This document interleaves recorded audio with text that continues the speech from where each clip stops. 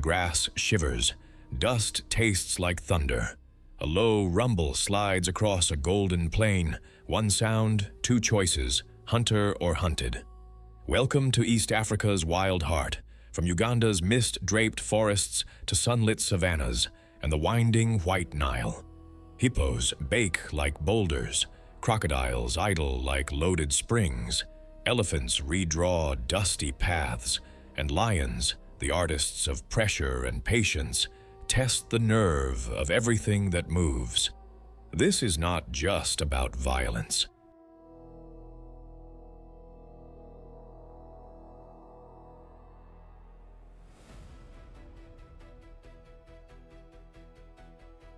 It is about timing, teamwork, and instinct. We will watch lionesses ghost through tall grass, prides snap shut like traps, and buffalo lines bend, break, and charge back with thunder in their horns. Riverbank gambles, night raids, split-second choices that decide who eats and who becomes a lesson. Tell us where you are watching from. Drop your city and country in the comments. We love to see how far the savannah's story travels.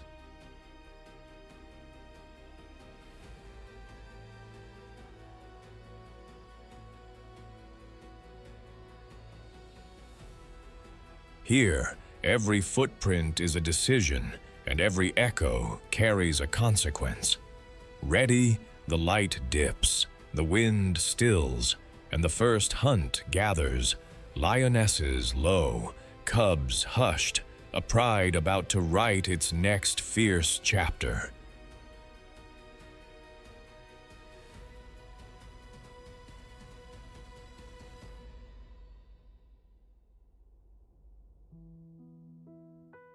Forget sprint and spectacle.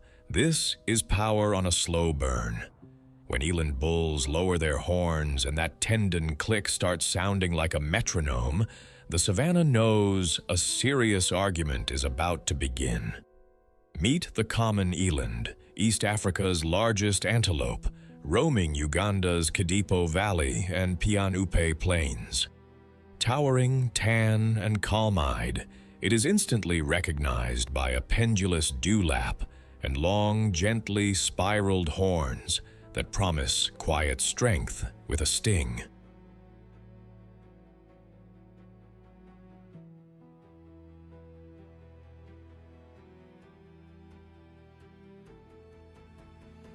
Painted in warm fawn with a white underbelly, and, in many individuals, faint chalk stripes along the flanks, the eland looks as if it has been dusted by the horizon.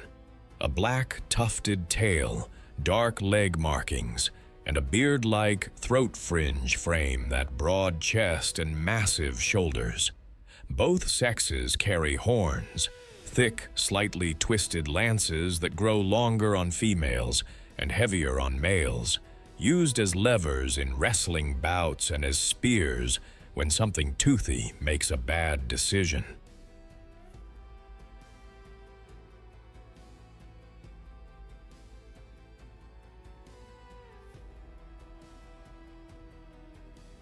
The big, hanging dewlap is not decoration. It increases surface area for heat loss, a natural radiator for midday scorch. Beneath the skin, an elite rumen setup breaks down tough, dry browse that defeats fussier eaters, and high-crowned teeth chew through pods, leaves, and twiggy fare without complaint.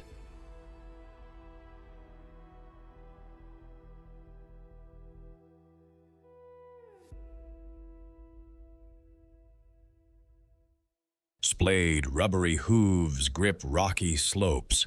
Dense muscle gives startling spring for an animal this size. And yes, those knee tendons really do click as they walk, a wooden knock soundtrack that can carry across open ground.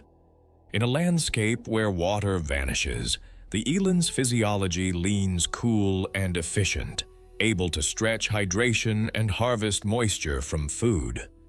Elands do not rush the day, they manage it.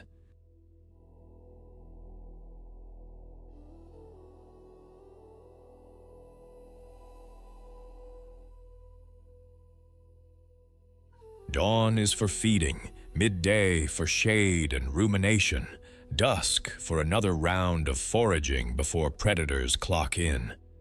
In the dry months, when grass crisps to straw and pans shrink, they push farther between browse patches and water points, endurance travel that mirrors the impala's long-distance strategy, but at a measured, economical gait. Being tall pays. They pluck leaves and seed pods above zebra height, tongue and lips working like gentle forceps.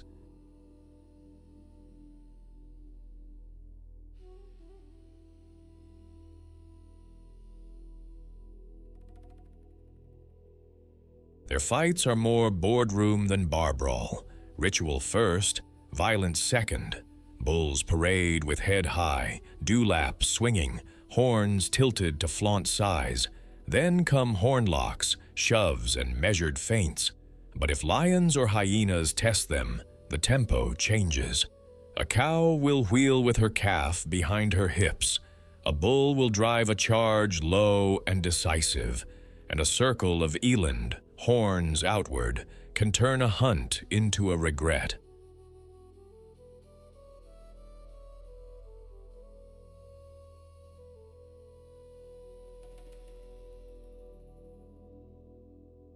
When the sun hits hard, they loaf in sparse shade, chew cud, and let those heat-dumping dewlaps and pale coats keep the core cool.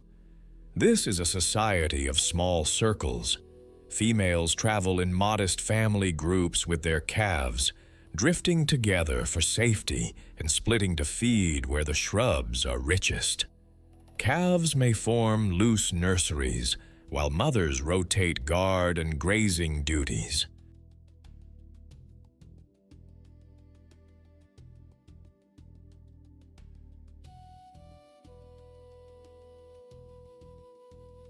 Adult bulls are often solitary or in relaxed bachelor bands, shadowing the female groups when breeding scent hangs in the air. Territory is more suggestion than law. Eland follow resources rather than defend hard borders. Communication is understated, body posture, horn display, a hush of grunts, and of course, that signature knee click, which may broadcast size and confidence without wasting breath.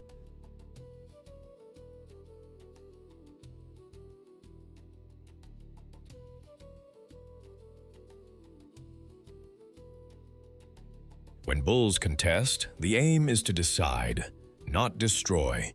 Horn-to-horn wrestling, pushing matches, and slow, grinding tests of stamina, where the dewlap doubles as a padded bumper. Mothers are steady protectors, leading calves into broken, rocky ground, where lion speed turns clumsy, and an ambush becomes a puzzle.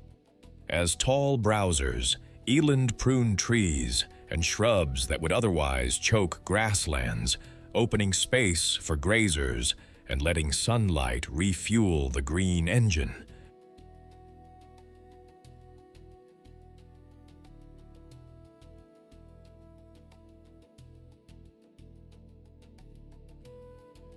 They disperse seeds in their travels, ferry nutrients through dung, and as large herbivores, shape where predators patrol and when. Their heat tolerance and ability to live on dry, fibrous diets keep the herbivore guild functioning through harsh seasons.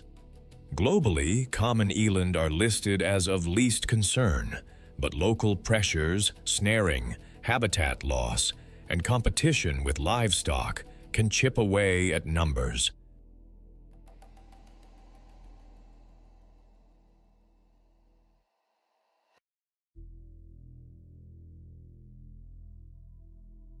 Protected areas in Uganda give them room to roam, and community-led conservation keeps those quiet giants part of the landscape.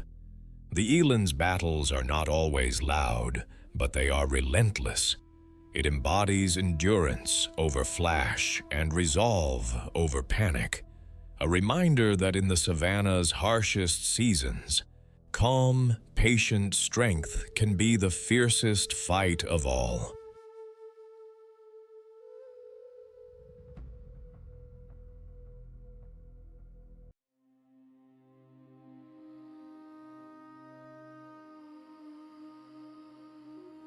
Who says herbivores do not hit back? When a zebra decides no, even lions remember their appointments elsewhere.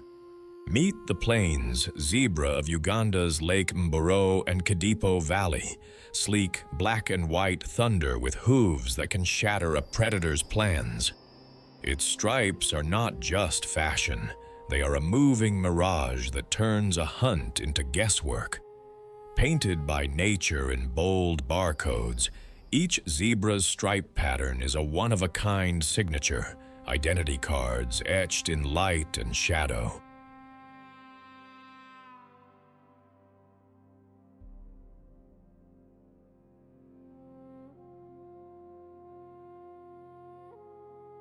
The contrast is not only for show. Against shimmering heat and tall grass, those lines disrupt outlines, blending bodies into a flickering wall when the herd runs. Studies suggest stripes also baffle biting flies and may help regulate heat by creating tiny convection currents along the skin. Beneath the pattern is power. A compact torso, slabbed with muscle, drives a sprint near 65 kilometers per hour and a kick that can bruise bone and dent pride.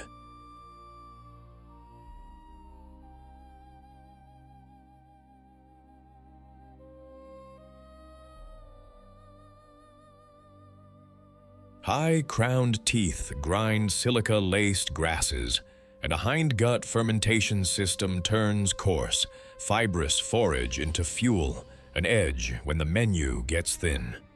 Big swiveling ears catch trouble long before it arrives. Wide-set eyes watch nearly all directions at once, and tough, narrow hooves bite into baked ground. Even the dark muzzle and broomtail have jobs, pruning sharp blades and swatting persistent parasites in a land that never stops testing them.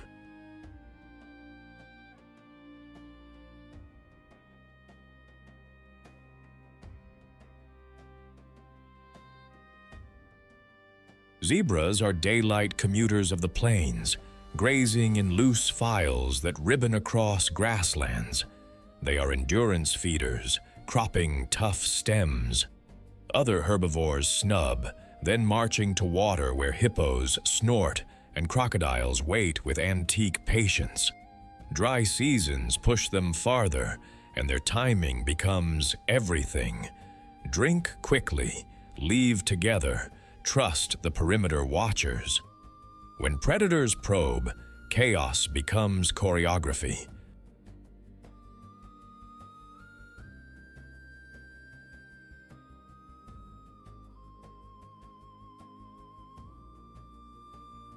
The herd tightens, faces shift outward, foals slide to the middle. If a charge comes, they zigzag, pivot, and explode, dust, legs, and stripes turning the view into static. A cornered zebra does not fold.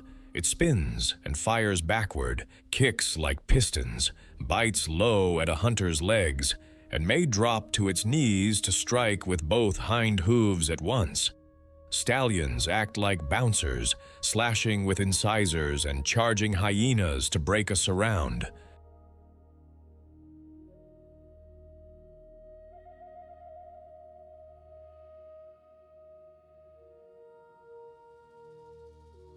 Between crises, life is ritual, dust baths, nose-to-nose greetings, and that unmistakable bark bray that carries across the plain, part roll call, part rumor mill. Strength here is spelled family. Most zebras travel as tight-knit harems, a dominant stallion, several mares, and their foals, shadowed by bachelor bands waiting for their promotion.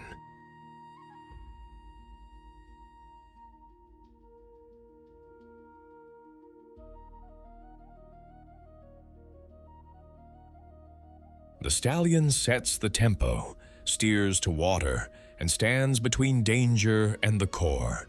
But mares are the anchors, synchronizing movements and nursing the next generation of stripes. Foals stand within minutes of birth, legs wobbly, eyes locked on their mother's unique pattern like a living password. Affection is practical. Mutual grooming untangles manes and cements bonds. Alarm calls are instant group messages.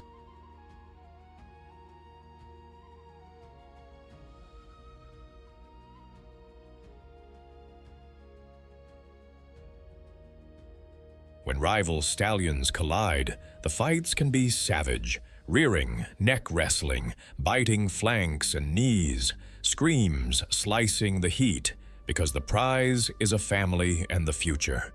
In predator rushes, adults wheel into a living shield, presenting hooves and teeth, shifting as one so no single back is exposed. Unity is not optional, it is armor. Zebras are lawnmowers with a landscape plan.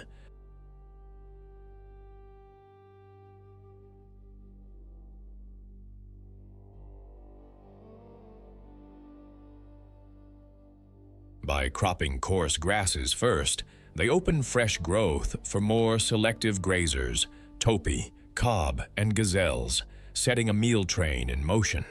They haul seeds across distances, fertilize the soil, and yes, feed the food web as vital prey for lions, hyenas, and wild dogs. Their stripes may reduce biting fly loads, indirectly lowering disease risks across herds. Plains zebras are globally near threatened. Habitat loss, fencing, snaring, and competition with livestock chip away at numbers.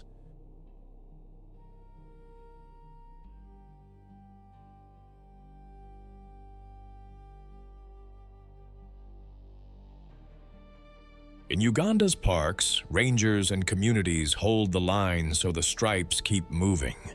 In every blur of black and white, the zebra reminds us that defense can be beautiful, and that courage, choreographed as a herd, is its own kind of fight song across the savannah.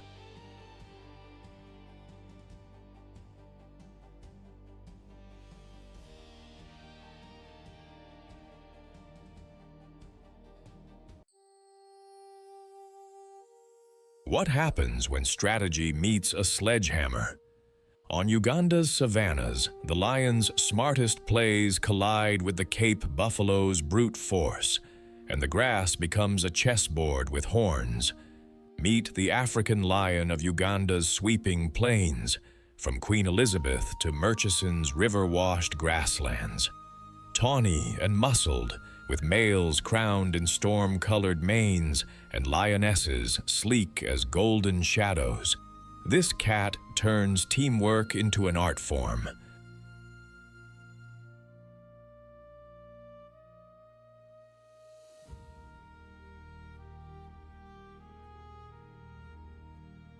Painted in sun-baked gold, the lion's coat is camouflage stitched by the savanna itself.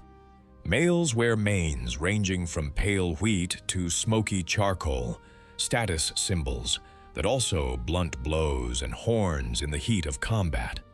Broad heads house bone-cracking jaws. Canines like ivory daggers punch through hide, while a bite force and suffocating grip end battles fast. Their claws are evolution's switchblades, retractable and razor-sharp, sliding out only when the moment demands.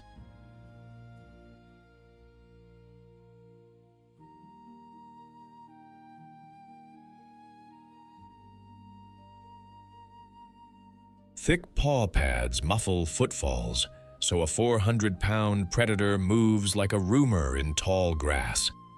Night grit eyes, boosted by a reflective tapetum, gather every scrap of starlight, turning dusk and dawn into hunting hours. A long, muscular tail, tipped with a black tuft, works like a steering cable in chases and a signal flag between pride mates. Even the whisker spots are a lion's fingerprint, mapping individuality in a world that demands both stealth and identity.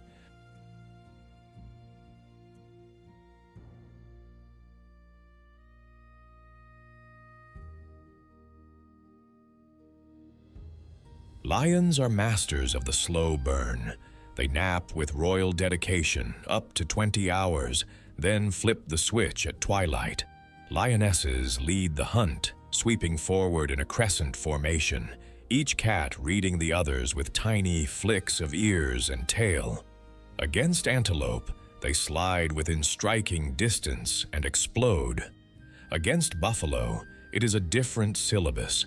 They probe the herd's edges, test reactions, and search for a lapse, a calf momentarily exposed, a bull distracted, a lagging cow.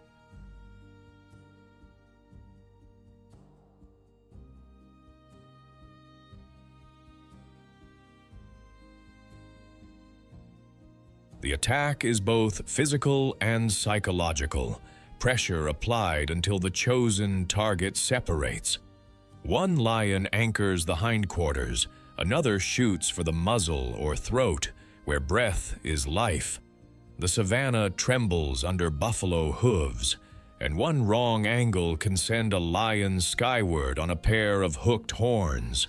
Between hunts, they patrol, roar to announce ownership, scent mark thorny borders, and gather at waterholes where crocodiles lurk, and wind carries every rumor.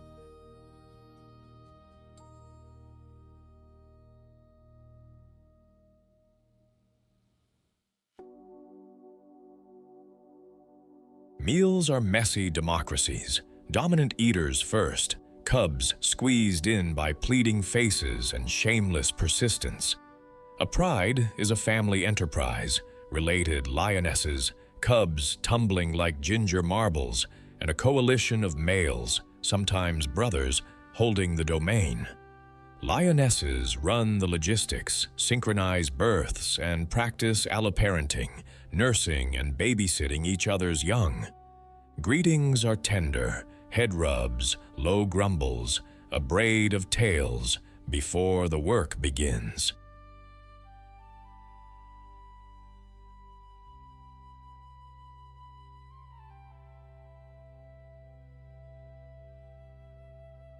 Males are the bouncers. They repel rivals, face down hyena mobs, and throw their weight into buffalo takedowns when the odds demand it. Takeovers are dramatic. New males risk everything to claim a pride, while resident males fight with a fury that echoes for miles. Cubs learn by shadowing, stalking grasshoppers, copying crouches, and later, watching buffalo drills that could fill a gladiator school. It is a soap opera with claws, but the script is survival.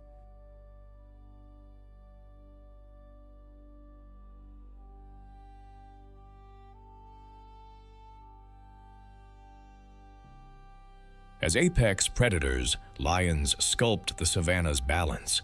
They cull the slow, shape herbivore behavior with a landscape of fear and feed legions, hyenas, jackals, vultures on the leavings of their kills. Their cooperative hunting is a rare big cat adaptation, letting them challenge mega herbivores like buffalo and rewrite what is possible in open country. Yet they are vulnerable, shrinking habitats, human-wildlife conflict, snaring, and disease.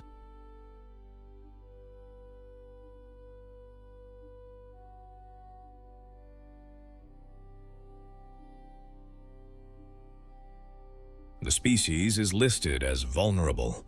In Uganda's protected areas, community-led conservation and anti-poaching patrols are the quiet heroes. In the thunder between lion and buffalo, we witness more than violence. We see strategy, family, and courage braided into one heartbeat. The lion embodies collective strength, a reminder that even in the fiercest fights, unity is power.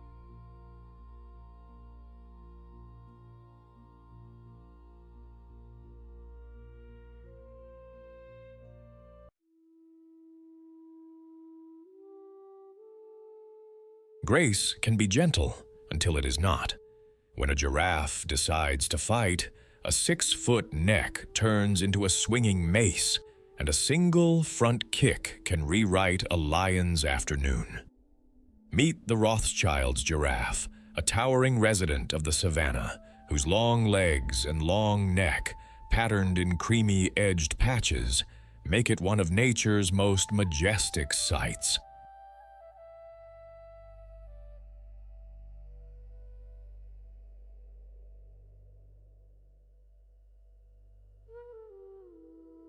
Its height grants a private buffet above the crowd, treetop leaves unreachable to other herbivores, and eyes that survey danger long before it arrives. Painted in warm chestnut blocks outlined by pale lines, with pale, stocking legs below the knees, the Rothschild's giraffe looks like sunlight broken into puzzle pieces. Males often carry extra ossicones, bony knobs on the skull that act like built-in helmets when arguments escalate.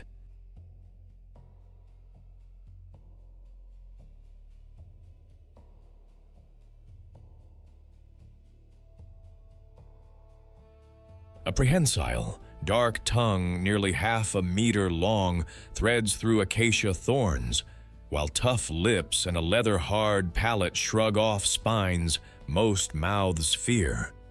Inside, the engineering is audacious.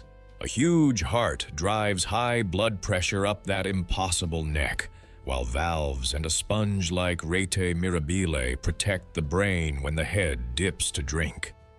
Dinner plate hooves steady those telescoping legs.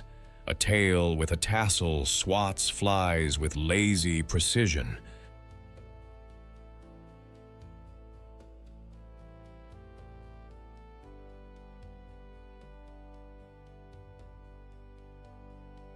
High-set eyes and rotating ears make a panoramic early warning system.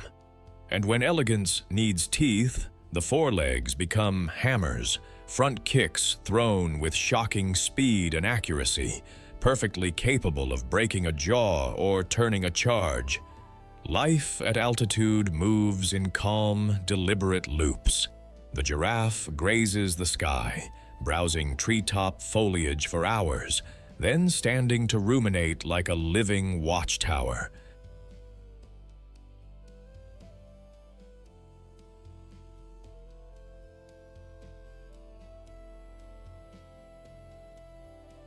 It feeds mostly in the cool of morning and late afternoon, drifting across large ranges to map the shifting menu.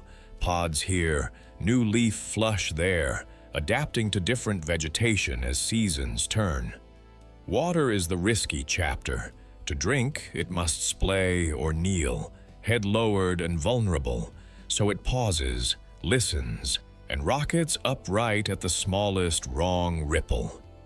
Predators know to test the young or isolate the old. Healthy adults are another story.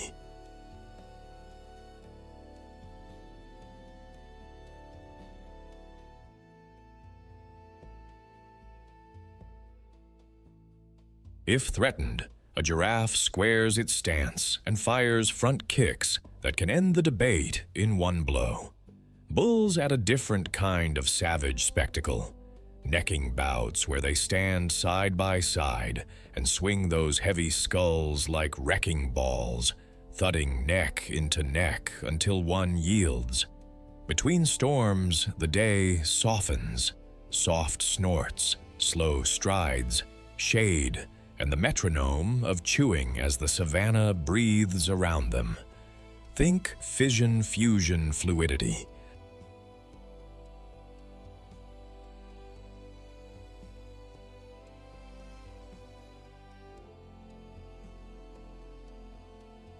Cows and calves drift in loose, changeable groups, joining and parting as food and comfort dictate. Calves often gather in creches watched by a few vigilant mothers, while others browse nearby. Bulls cruise solo or cluster in bachelor bands, shadowing female groups when courtship stirs. Dominance is settled more by physics than fury. Necking starts as measured sparring and can escalate to bone-on-bone hooks to the ribs or flanks.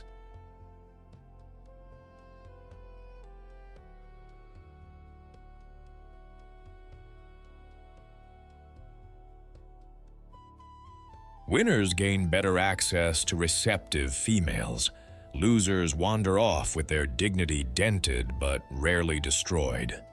Mothers are steadfast guardians, positioning calves on the lee side of their bodies, and when needed, stamping a circle of confidence around their young. No one here defends strict territory. Ranges overlap like gentle brushstrokes across the grass. Rothschild's giraffes are canopy gardeners.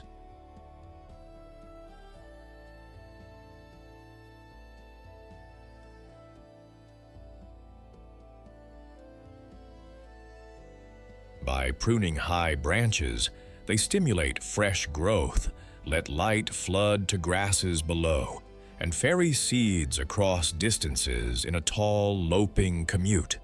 Their constant movement knits habitats together. Their vigilance is a public service. Zebras and antelopes often feed nearby, trusting that high vantage.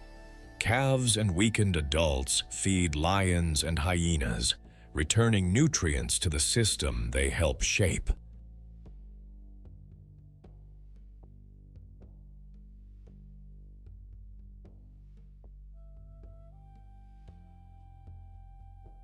Habitat loss, wire snares, and conflict beyond park edges remain threats, though translocations and protected areas have helped numbers rebound in parts of their range.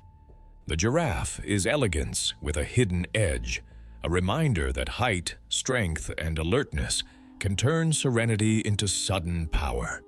It embodies the savannah's quiet law. Be gentle with the leaves and fierce when the wild comes calling.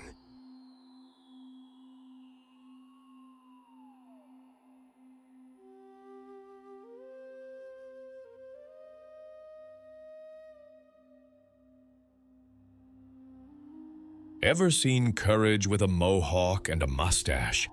When a warthog gets cornered, the savannah suddenly sprouts sharp opinions and a pair of tusks that mean business.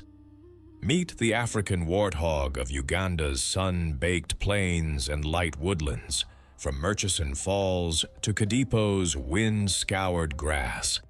Stocky, scarred, and surprisingly quick, this pig wears its battles on its face and keeps its confidence in the ground beneath its hooves.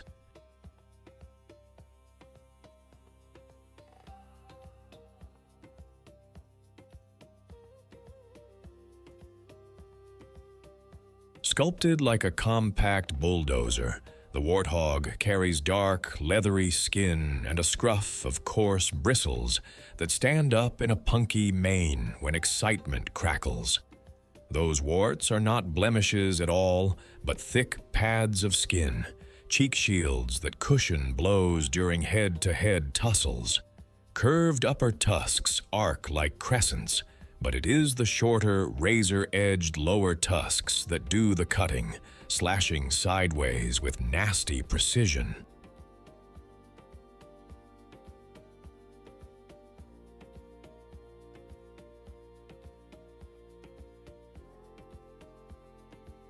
A flat, muscular snout ends in a tough, digging disc, perfect for plowing into baked earth after roots and bulbs.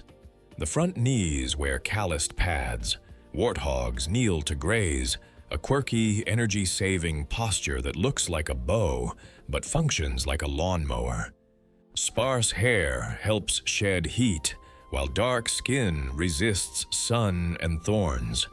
Wide-set eyes, swiveling ears, and a high head carriage keep the horizon surveyed.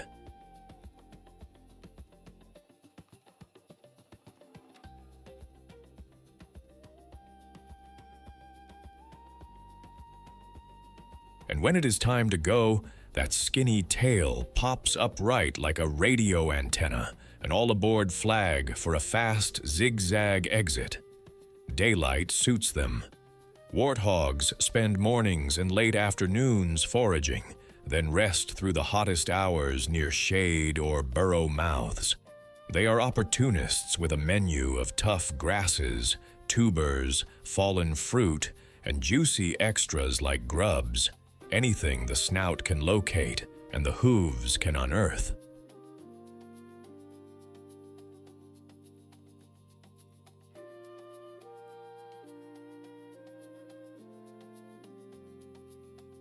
Digging doubles as engineering. They open and tidy old aardvark burrows, then reverse park into them at night, tusks pointed out like a doorman who lifts weights. Predators rewrite the schedule. At the hint of lion or hyena, a sounder bolts in single file, tails aloft for visibility in tall grass. If escape routes pinch shut, a warthog can pivot from comedian to gladiator, charging low, slashing with those under tusks, and shrieking with the kind of clarity that makes even a leopard blink.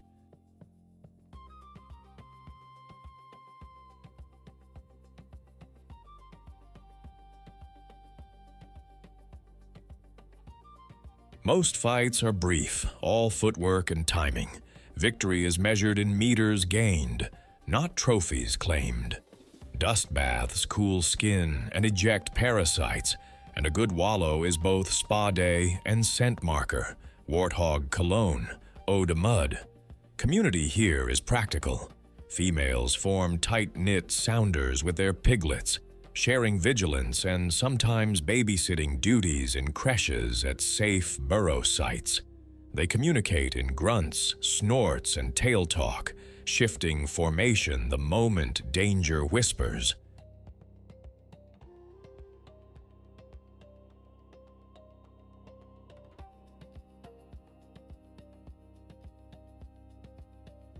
Boars often live alone or in loose bachelor groups, swinging by when mating season stirs the air. Male-male contests are armored fencing matches, head shoves, tusk parries, and sidesteps, where those facial warts pay their dues. Gestation runs about 5 to 6 months. Litters of 2 to 4 emerge striped and swift, born into a world where standing up fast is lesson 1.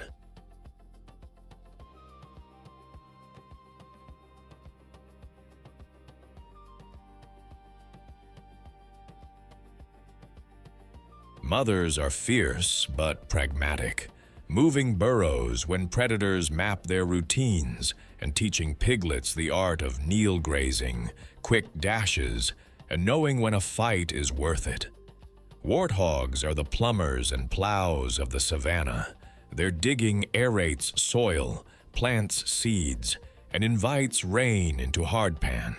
Their grazing trims coarse grasses, so tender regrowth feeds antelope lines behind them.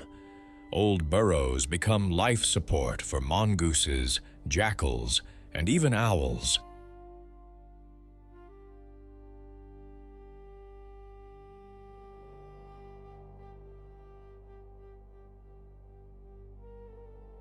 They are also key prey for lions, leopards, and hyenas, fuel for the food web they help maintain. Listed as of least concern on paper, they still run the gauntlet of snares, habitat squeeze, and disease. In Uganda's parks, anti-poaching patrols and community stewardship let this tough little engineer keep punching above its weight. In a land that worships speed and size, the warthog is a reminder that grit, wit, and a good exit strategy can win the day.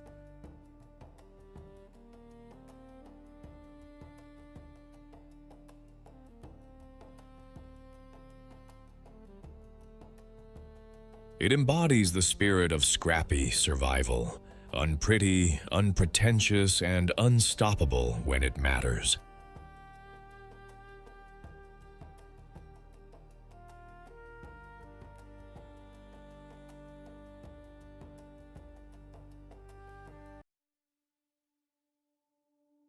When speed puts on a helmet, you get a fight like a thunderclap. Two sets of curved horns meet, dust flies, and the topee writes exclamation marks across the savannah. Meet the topee, an alcelephine antelope of East Africa's open plains, including Uganda's grasslands. Often confused with its cousin, the hartebeest, the topee is its own athlete, reddish-brown sheen, blackened socks, and sturdy, ridged horns that curve like question marks turned into answers.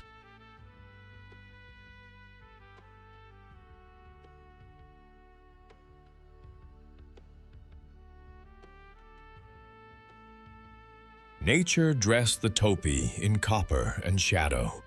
The coat glows reddish-brown, with inky patches on the face, thighs, and upper legs that look almost metallic in the right light.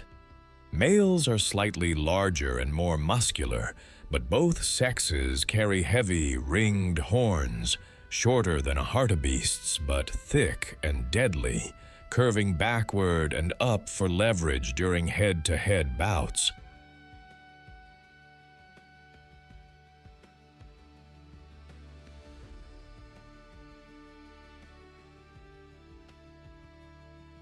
The body shows a runner's blueprint: long, springy legs, a deep chest for efficient oxygen flow, and a slightly sloped back that keeps the shoulders high and ready. Slender hooves bite into firm ground for sudden pivots. Broad nasal passages cool hot air when sprinting. Big, laterally placed eyes watch nearly all around at once, and those ears flick like satellite dishes when the wind shifts.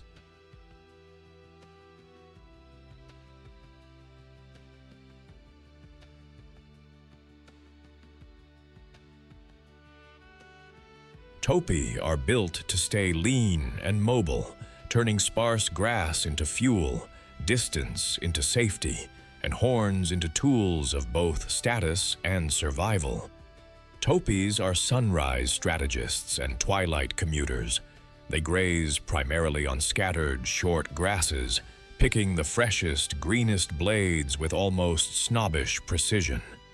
Open country is their comfort zone, great for spotting trouble, terrible for hiding, so they mix vigilance with velocity.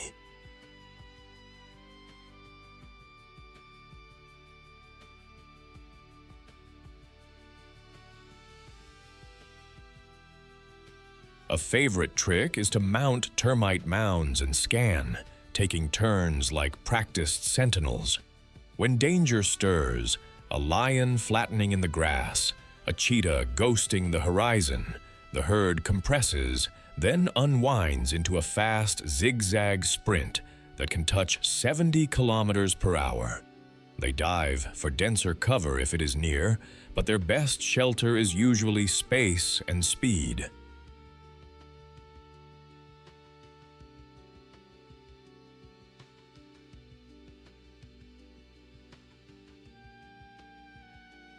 Dry seasons test their planning. Topee travel long distances to track patches of green and hit water when they must, timing feeding for cooler hours and resting through the heat. And the savage fights, bulls turn calm mornings into gladiator sessions, snorting, pawing, raking horns through grass, then slamming head to head with bone-jarring cracks that echo across the plain. Teamwork is policy. Hierarchy is punctuation.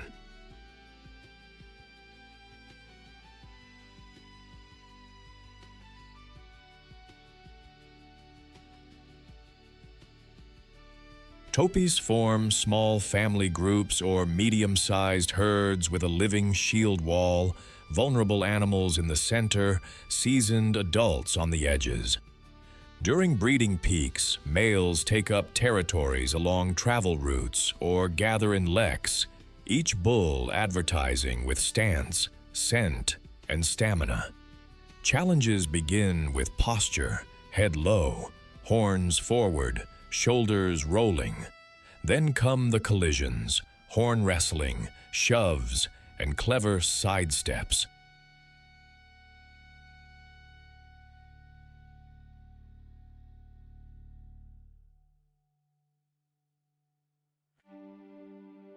Many fights are ritual, designed to decide without ruin. Others turn rough fast when rivals refuse to yield. Females move between territories, choosing not just the grass, but the guardians. Calving often pulses with the seasons. Mothers hide newborns for the first days, then fold them into the herd's protective geometry.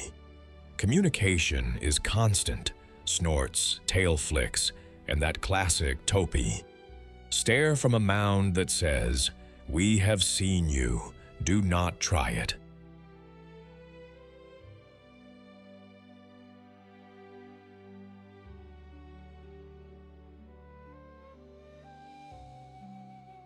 As precision grazers, topi keep grasslands trimmed, encouraging fresh, nutrient-rich growth that benefits a parade of neighbors, zebras, gazelles, and even insect swarms. Their movements shuttle seeds and nutrients across big distances. Their vigilance serves as a public alarm for mixed herds.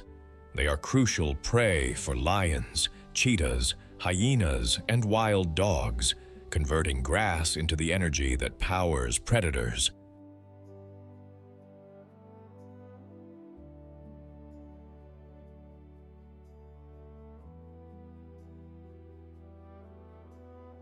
Topi are generally listed as of least concern, but fences, snares, and shrinking ranges can squeeze them hard. Protected areas and community-managed corridors keep their roads to food and water open, and the savannah's engine humming. The topi is grace with grit, alert eyes, quick feet, and the nerve to stand and fight when it counts. It embodies the savannah's rulebook. Move smart, watch hard, and when the dust rises, meet it with courage and curved horns.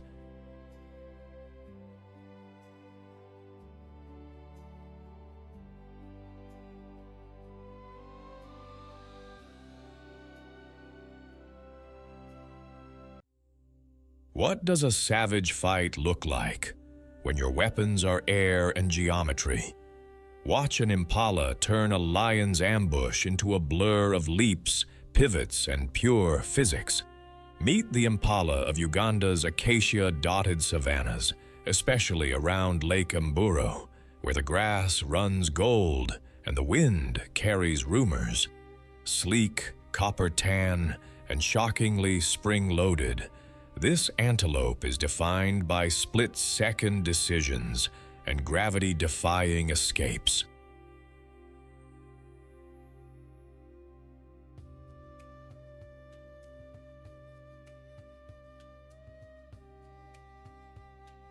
Painted in warm cinnamon with a clean white belly and charcoal accents, the impala looks like elegance sketched in motion. A black line stripes the tail, and twin black tufts sit on the ankles. Metatarsal scent glands that leave breadcrumbs of identity as herds flow through the grass. Only males carry horns, ridged, lyre-shaped crescents that sweep back and up, agile levers for wrestling rivals.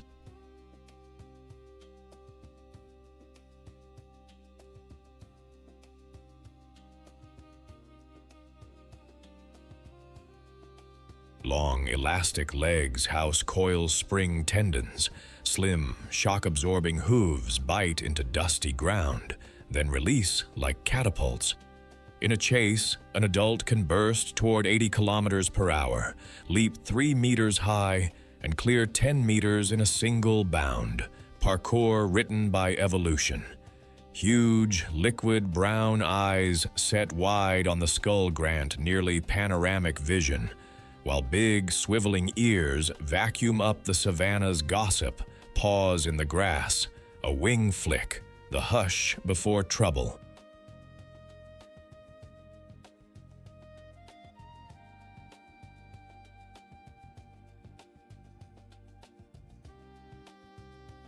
Inside, a ruminant's four-chambered stomach and sharp-edged teeth handle a mixed menu of grasses and tender leaves, letting the impala switch diets with the season and stay light, fast, and fueled. Impalas are daytime dancers with crepuscular flair.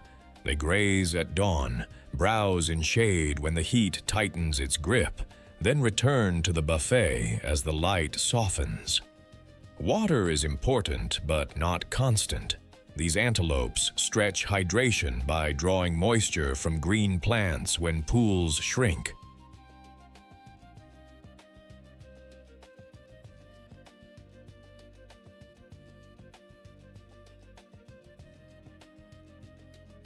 The fight they are famous for is chess against carnivores.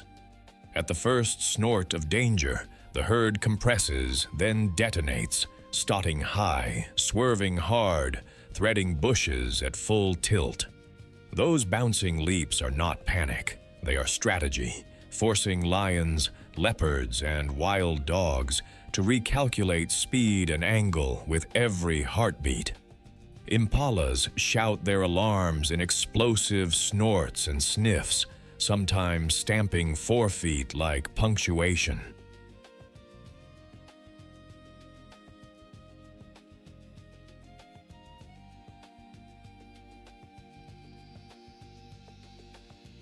Between alarms, it is ritual and maintenance, mutual grooming to evict ticks, dust bathing in shallow pans, and quiet foraging lines that ribbon across the plain. Strength, for impalas, is spelled together. Most females travel in herds with their young, a living kaleidoscope that trades eyes and ears for safety. Nearby, bachelor groups practice sparring and patience.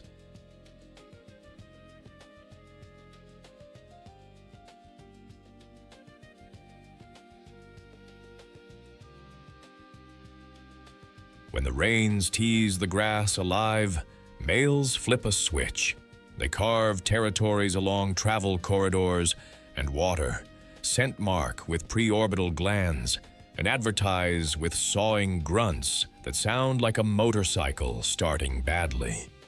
Then come the savage bits, horn clashes, neck wrestling, hook and twist maneuvers, and high-speed chases that leave shoulders scarred and egos adjusted.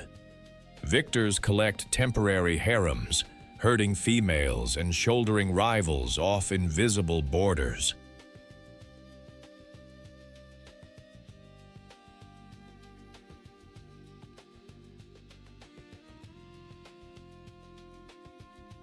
Calves often arrive in a synchronized pulse. Newborns hide for days in cover before joining a nursery of peers, guarded by mothers who can turn on a dime and put a leopard in the wrong patch of air. Impalas are the hinge in the savannah's door. By switching between grazing and browsing, they even out pressure on plants and help maintain a mosaic of grass and shrubs.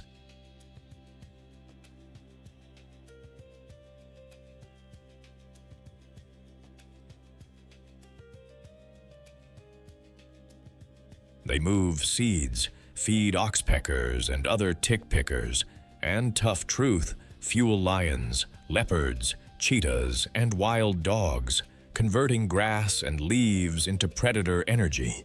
Their nimble, herd-based vigilance shapes where carnivores hunt and when. Globally, they are listed as of least concern, but snares, fencing, and habitat squeeze can turn a good year into a bad one fast. In Uganda's protected areas, rangers and community programs help keep the herds unbroken and the leaps unbroken too.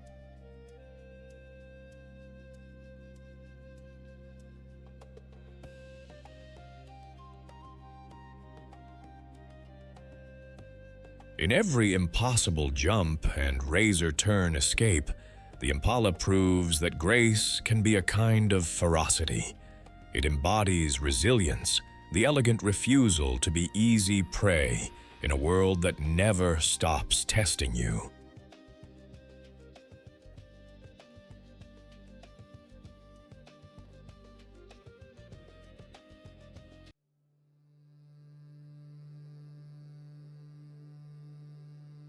river does not roar. It whispers, then detonates. In Uganda's still waters, calm can flip to chaos in a heartbeat when a Nile crocodile decides the fight has already been won. Meet the Nile crocodile of Uganda's White Nile and Mirror-Still lakes, an ambush specialist wrapped in armor. With jaws capable of nearly 5,000 pounds per square inch, this reptile wins by patience, not by sprinting.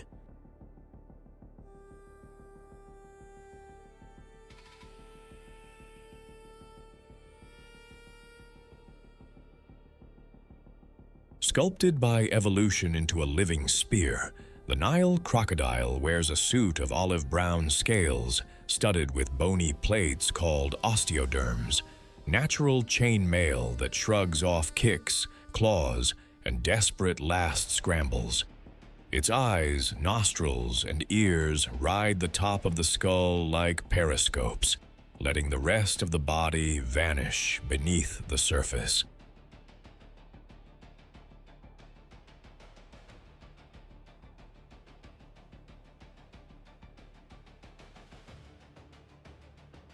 A nictitating membrane slides over each eye like a built-in swimming goggle, and a palatal valve seals the throat so it can drag prey underwater without drowning itself. The tail is a ridged engine, propelling sudden bursts from a motionless drift. Webbed feet fine-tune the approach. Along the jaws, tiny sensory pits read ripples the way a seismograph reads earthquakes. One footfall on the bank can be a dinner bell.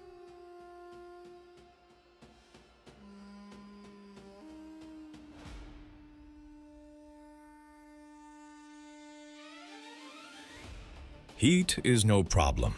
Open mouth gaping cools the blood, while that thick, pebbled hide resists sun and abrasion. Big males can stretch beyond 5 meters, but it is the illusion of smallness, just a log in the reeds, that makes them lethal.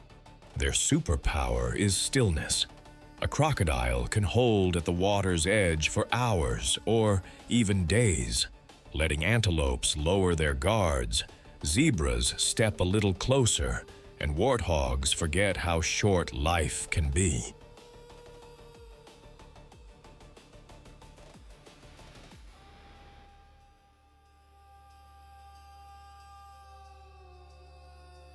It studies shadows, wind, and the rhythm of a herd, then chooses the crossing point where panic has no exits. The strike is a piston, a vertical surge, jaws slam shut, and the victim disappears in a hail of spray. Against large prey, the crocodile employs the infamous death roll, spinning with violent torque to tear, disorient, and end resistance fast.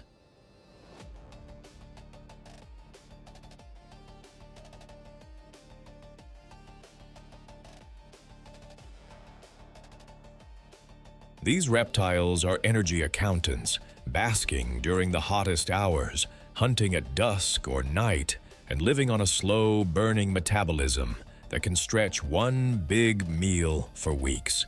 They can stay submerged for long minutes, lungs calm, heart rate down, waiting for a mistake. Fights with buffalo or even lions at the water's edge are brief and brutal. One wrong step, and the river owns the outcome. Crocodiles are not team hunters, but they are not hermits either.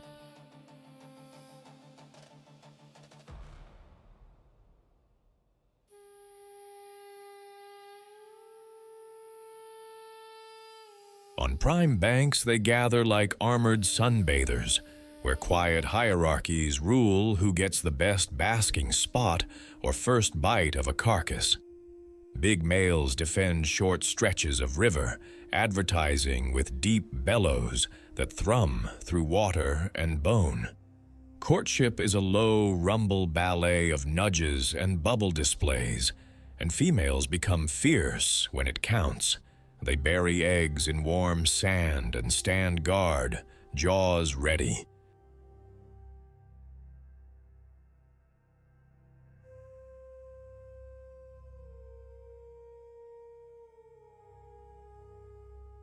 When the time comes, hatchlings chirp from inside the eggs. The mother answers by gently digging them out and ferrying them to the shallows in her mouth, a tender image from a feared predator. Some females form creches, corralling dozens of tiny, toothy noodles in sheltered nurseries. Hippos share the same stage. Adults get a hard pass, but a crocodile will test a calf if the guardians falter. Most days, caution wins. On this river, veterans live long by not being foolish.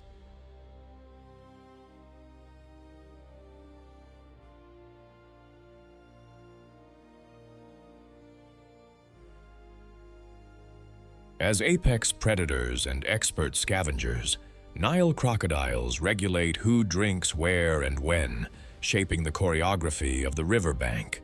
They transport nutrients from water to land and back again, feeding hyenas, marabou storks, and fish with their leftovers.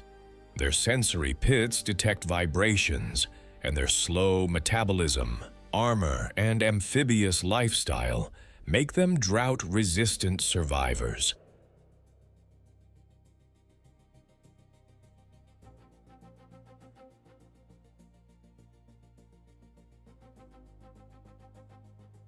Though globally listed as of least concern, local threats, entanglement in nets, habitat loss, egg harvesting, and conflict can bite deep.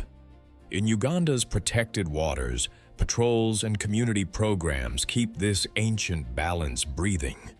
In the silence before the strike, the crocodile is time itself, old, patient, unblinking.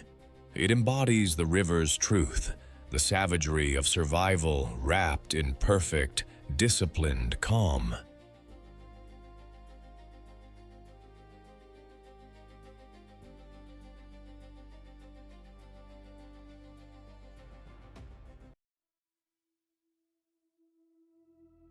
No roar, no drum roll, just a soft click of claws on bark, and the fight is over before the grass remembers to sway.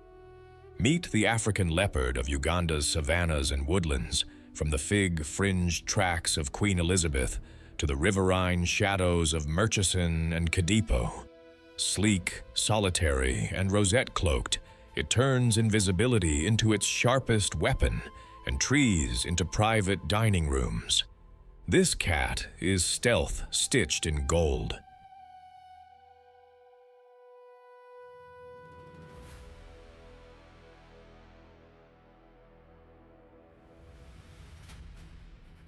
A slender, muscular body wears a coat of sunlit amber scattered with black rosettes, nature's pixelation that dissolves the leopard into leaf and shadow. Wide, padded paws erase footsteps.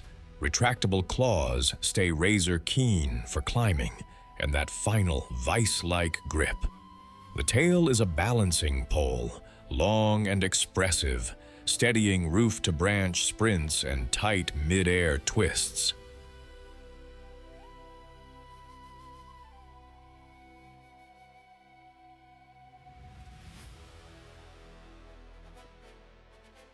Forward-facing eyes, turbocharged by a reflective tapetum, gulp down starlight. Ears swivel to catch the tiniest wing flick. Whiskers map thorny spaces like radar. The skull is compact and powerful, short jaws built to clamp a throat or nape with clinical precision. And then there are the shoulders, overbuilt winches of muscle designed for the showstopper, deadlifting a carcass heavier than the cat and hauling it into a forked branch where lions and hyenas can only glare from below.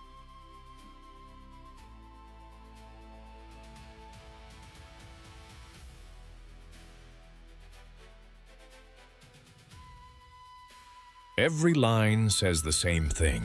Get close, strike clean, vanish upward. The leopard's savagery is strategy. It hunts alone, leaning on patience so profound it feels like a superpower, lying low for an hour, reading wind and routine, inching forward only when a head drops or a hoof hesitates.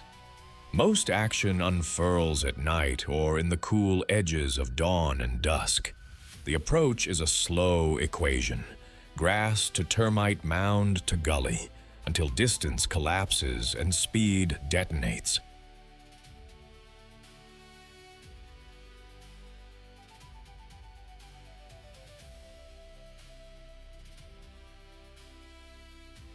Two or three bounds, a suffocating hold, and quiet returns.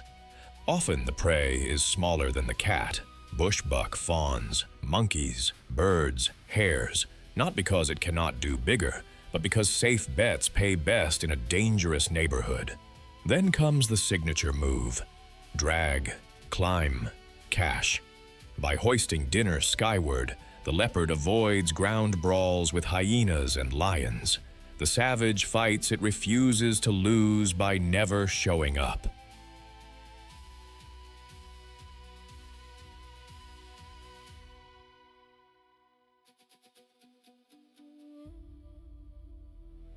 Diet is flexible by design. Young antelopes, monkeys, birds, reptiles, whatever the season and shadows allow. In a world where resources flicker, adjustment is the daily ritual. Privacy is policy. Adults live alone, their home ranges overlapping like polite whispers instead of lines drawn in stone, males skimming the edges of several females' territories. They negotiate with scent marks, scratch posts, and a rasping, saw-like call that threads through the dark.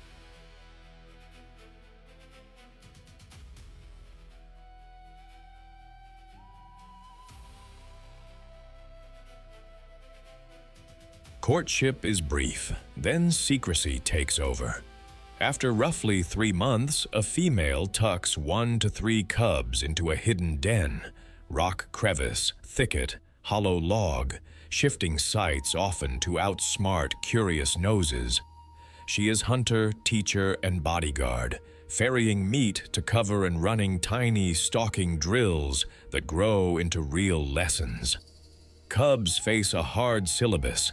Hyenas, lions, and snares all grade harshly.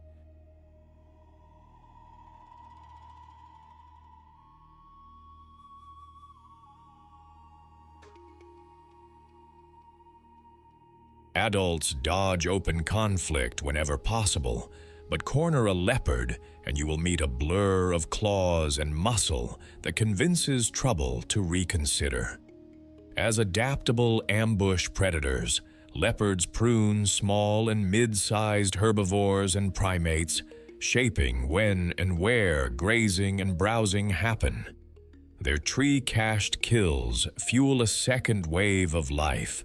Genets, civets, eagles, hyenas, recycling nutrients from canopy to soil.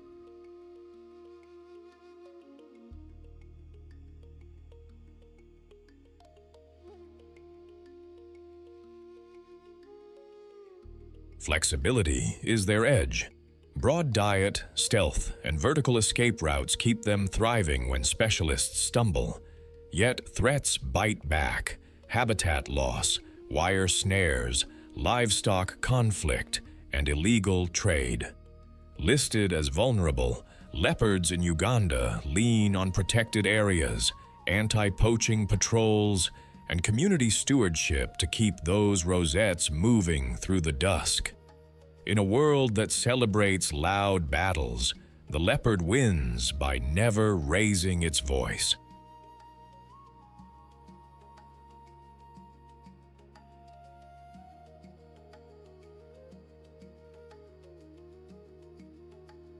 It embodies the art of precise ferocity, a reminder that sometimes the fiercest fight is a whisper followed by silence.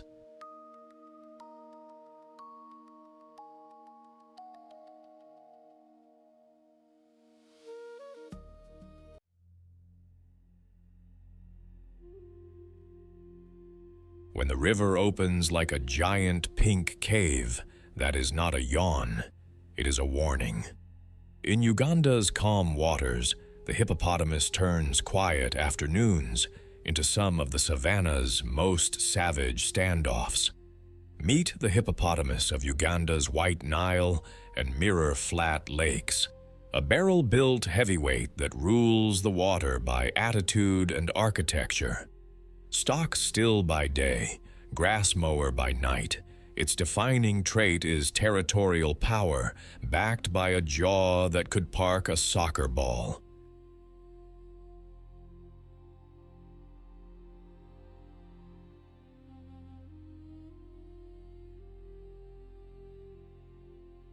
Painted in slate gray with blush pink highlights, the hippo looks stone-carved, then suddenly moves like a torpedo. Eyes, ears, and nostrils sit high on the skull, periscopes that keep watch while the rest of the body lies submerged. Nostrils seal, ears fold, and the hippo simply sinks, walking the riverbed in buoyant gallops. Its skin, thick but sun-sensitive, sweats a natural sunscreen, a reddish blood sweat that doubles as antibacterial armor.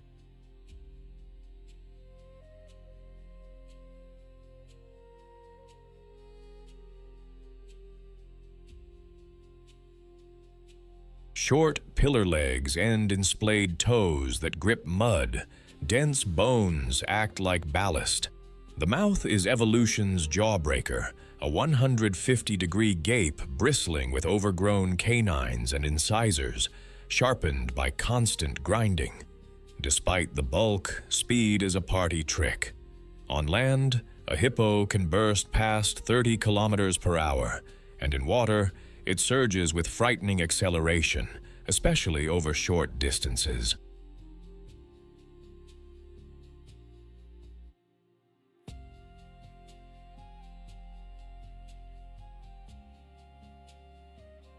Everything about this build says river monarch, from the stubby tail used to spray sling scent to the scars that read like a history of close calls. By day, hippos stack together in pods, also called colonies, like living boulders, skin cooling under water that shields them from the punishing equatorial sun.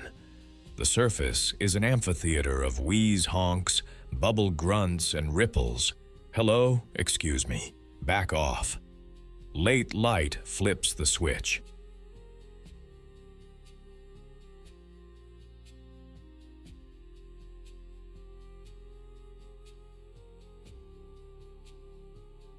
With dusk, they file up well-worn hippo highways, trekking kilometers to mow night lawns. A single adult can chomp through up to 40 kilograms of grass before sunrise, then ghost back to the river's edge by first light. Territoriality shapes every hour. Bulls carve watery fiefdoms, fanning dung with that stubby tail like a paintbrush. This stretch is mine. A gape is not a yawn, but an audition for fear. If that fails, the charge is a battering ram with tusks.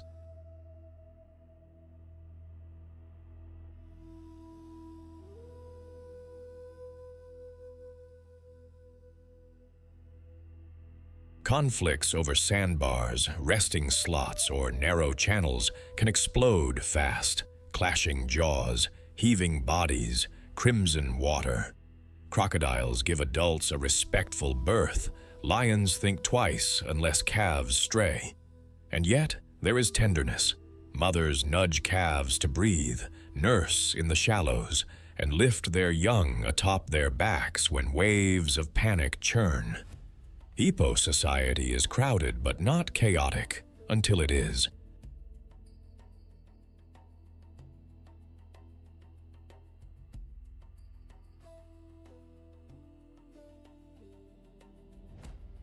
A dominant bull presides over a slice of river, tolerating females, calves, and a few subordinate males who know the rules.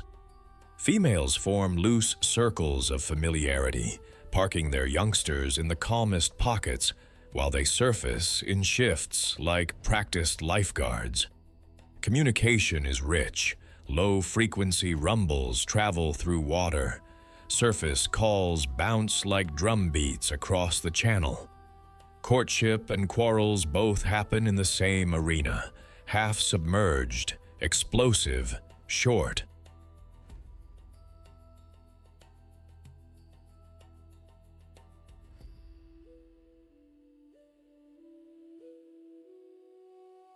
Bulls contest with ritual swagger first, dung-flinging, gape displays, then escalate to jaw duels that can leave railroad-length scars. Calves are born into the water world, able to close nostrils and suckle underwater, guarded by mothers who will body-check intruders, boats included. It is no accident hippos cause more human deaths in Africa than any other large mammal. This is a family-first society, with a hair trigger around its nursery. Hippos are engineers as much as heavyweights.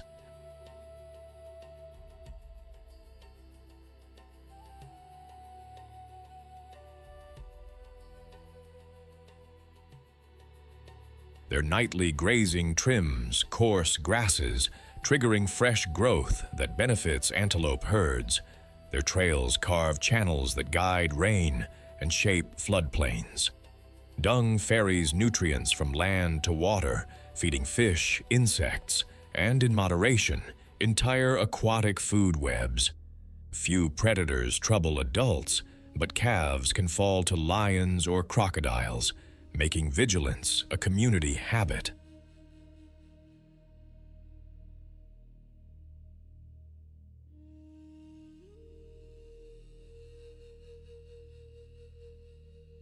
Across Africa, hippopotamuses are listed as vulnerable, pressured by habitat loss, conflict, and poaching for ivory-like teeth. In Uganda's protected waters, anti-poaching patrols and community stewardship help keep the river's heartbeat steady.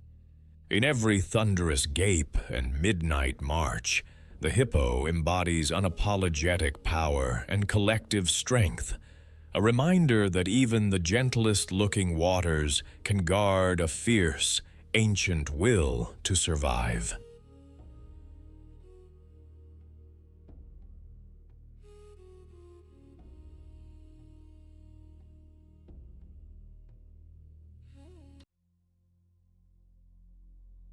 What does a savage fight look like when the heavyweight is a vegetarian?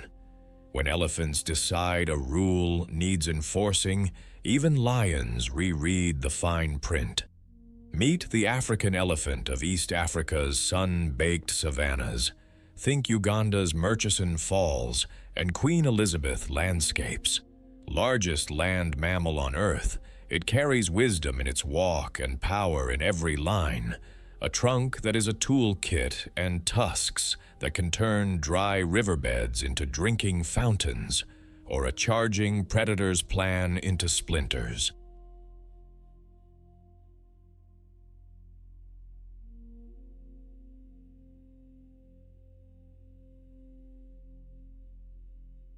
Draped in slate-gray armor, the elephant looks carved from weather and time.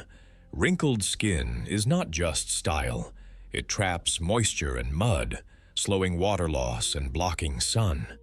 Those broad, flapping ears are living radiators, veined panels that shed heat in the midday furnace. Up front, ivory crescents curve from the skull, tusks that pry, lift, strip bark, dig wells, and when necessary, joust.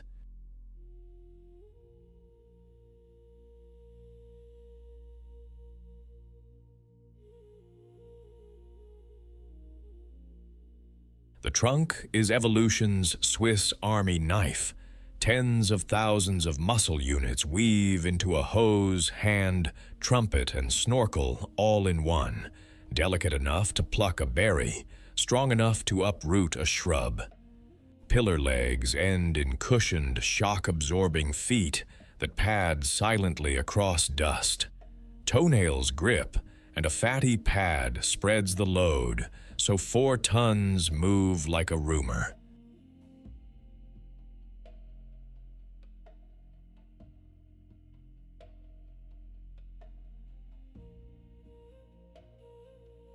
Eyes are small, but the brain behind them is vast, tuned for memory of water, roots, and moments when the herd had to stand its ground. A day in elephant terms is a landscape-sized errand list. Strictly herbivorous, an adult can eat 150 to 200 kilograms of vegetation in a single day. Grass in the wet months, bark, roots, and branches when the menu gets tougher, reshaping the savannah with every mouthful.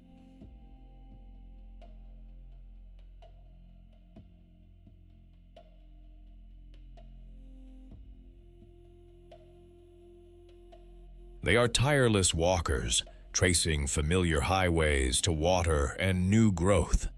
In the dry season, resourcefulness turns heroic. Using tusks and those shovel-sure feet, they dig into dry riverbeds to tap the groundwater beneath, turning dust into lifelines. These pop-up wells start with elephants, but soon serve zebras, antelope, and birds desperate for a sip. Dust baths and mud wallows are spa days with a purpose, parasite control and sunscreen in one gloopy layer.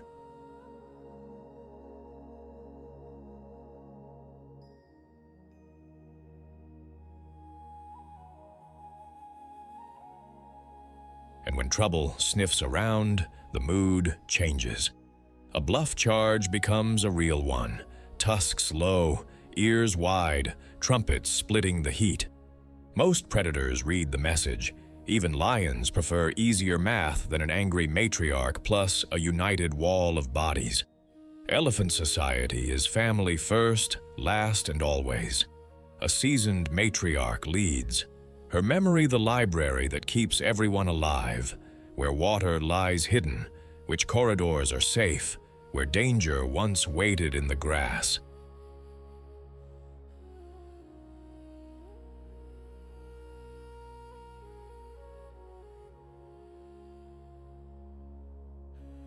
Around her, mothers, aunts, and teenagers form a moving classroom, with calves in the safest center.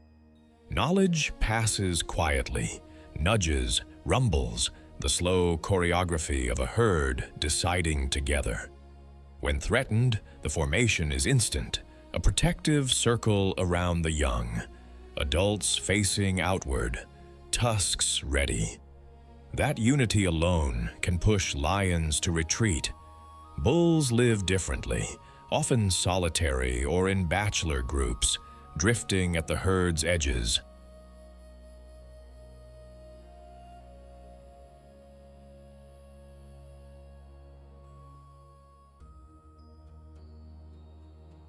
When they contest, the fights are raw. Physics, forehead shoves, tusk parries, dust exploding under grinding feet until one yields. There is tenderness too, calves comforted by low-frequency purrs, trunks exploring the world like curious hands, greetings that feel like hugs made of air. Elephants are the savannah's architects. By toppling trees and snapping branches, they open the canopy to sunlight, triggering flushes of fresh grasses that feed zebras, wildebeest, and gazelles.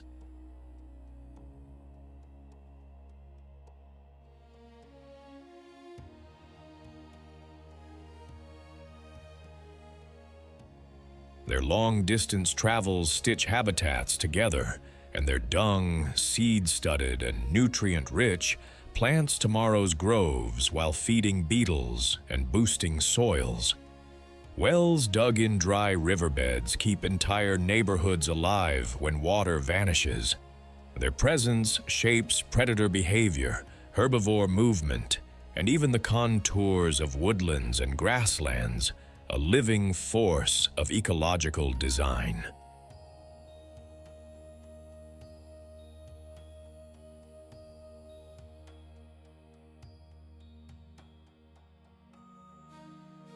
In every protective circle and thunderous charge, the elephant reminds us that true strength is protective, not reckless. It embodies memory, leadership, and the fierce grace of a giant that fights so others can live.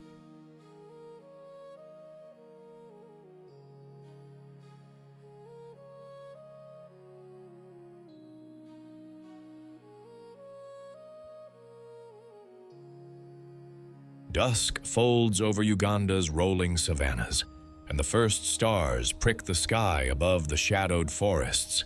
Heat loosens, wind turns the grass into a silver river. At the edge of a floodplain, everything converges: thirst, hunger, and that old law the wild never repeals. Elephants arrive in a silent column, the matriarch reading the air like a map. Buffalo mass into a dark, breathing wall. Uganda cob step lightly, ears high. Topi mount a termite mound and stare hard into the wind.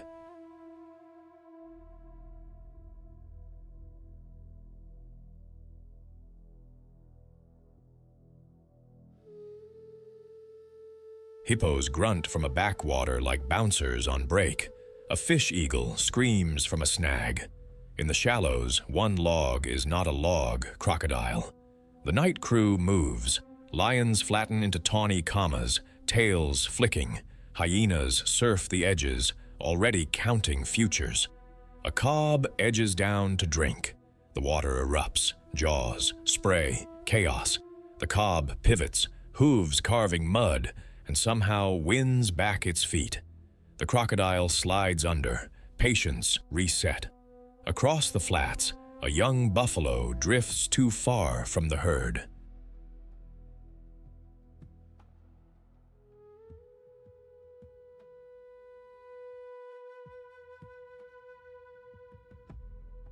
The grass explodes, lionesses clamp, dust blooms, the plain fills with a sound older than stories. The herd wheels. Bulls drop their heads and charge like an avalanche with horns. A lion sails, a second spins away with a raking blow. In the crush, the calf finds the living tunnel back to safety. The pride pulls off, breath hot, ribs ticking like metronomes. Tonight, hunger keeps its lesson. Trumpets tear the dark. The elephant matriarch steps forward, ears like storm clouds. Lions fade.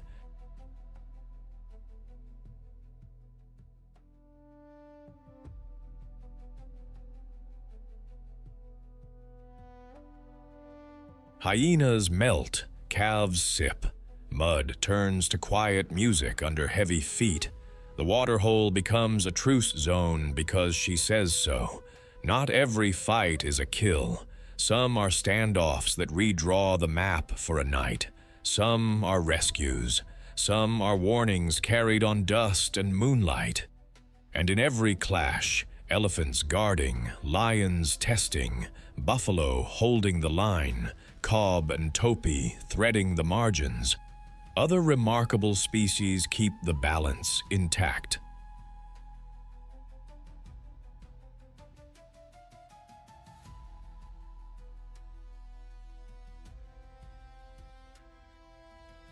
The architects, the sentinels, the opportunists, all pieces of one living equation.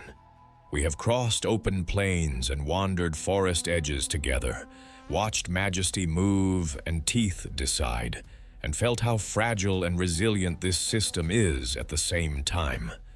Our role is to keep the rhythm unbroken, keep corridors open, back the rangers and communities who make sure a snare never becomes the end of a story.